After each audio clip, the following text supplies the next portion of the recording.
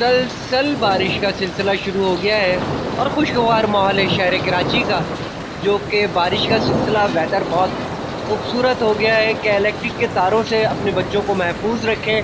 مسلسل ہم آپ کو یہ لائیو منظر دکھا رہے ہیں کہ بارش کا حسین منظر شہر کراچی سے۔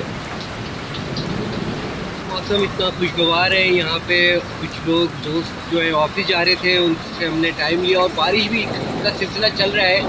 السلام علیکم۔ وعلیکم السلام۔ کہاں جا رہے تھے آپ؟ اب ہم آفس جا رہے تھے، اب بارش ہو گئی۔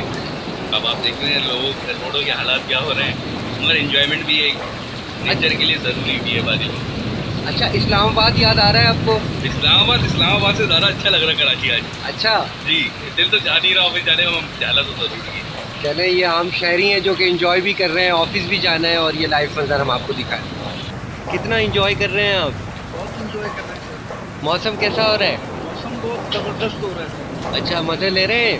جی سر۔ آج کیا کھانے پہ کھلا رہے ہیں؟ سر آج میں اپنے آفس میں سر انڈا مسالہ کھلا رہا ہوں۔ اچھا، جی جی بہترین۔ موسم کے حساب سے چلے گی نا سر۔ ٹھیک۔